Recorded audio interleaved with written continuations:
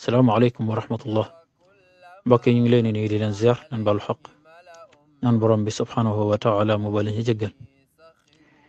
حديث إلى من فيح عن زبير بن عدي رحمه الله قال: أتينا أنس بن مالك فشكونا إليه ما نلقى من الحجاج فقال: اصبروا فإنه لا يأتي زمان إلا والذي بعده شر منه حتى تلقوا ربكم، سمعته من نبيكم صلى الله عليه وسلم، رواه البخاري.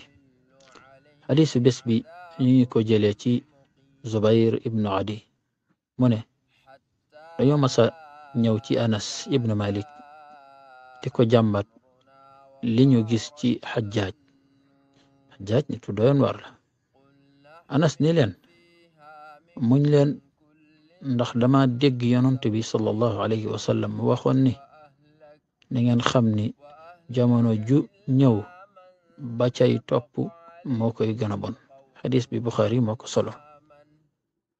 ci gàttal rek yonent bi teel nañoo yeewi sallallahu alayhi wa sallam xamal nañu jamono ju ñëw ba ca topp, jamono ju am mbaax ba ca topp koy gën a rafle ci mbaax.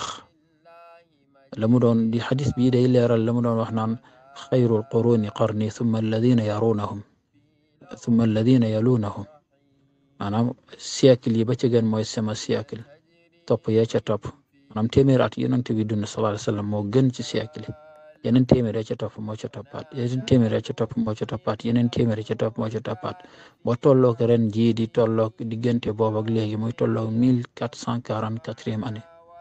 boo xoolee junni at yooyu ak ñeenti téeméer ak ñeent fukk ak ñeent yooyu yëpp at téeméer at yu la gën a jege yonent bi rek moo la gën sallallahu alayhi wa sallam. moo tax jamono ji ni mu yàqoo fi mu ne ba cay topp koy gën a garaaw. léegi nag lan mooy solution bi mbokk yi? mooy nañuy góorgóorlu ci gone yi bu baax. góorgóorlu bi mooy lan? moo ñu yóbbu leen ñu jàng alquran. mu jàng alquran lañ ciy teg yar leen yarug lislaam, defar seen ruux, defar seen xol ba musal leen ci yu bon yi xew léegi affaire merci yi xew ak kaddu yu bon yeeg dégg nga yenn doxalin yu bon yi nga xam ni xew yaatu na ci jamono te xamuñu ko woon bu njëkk te léeg-léeg sax muy jóge ci ay kilifa. bu defee loolu yàlla dina leen ci mën a muccal. yan yàlla muccal te muccal mboolem jullit jaahi nabiyil mustafa.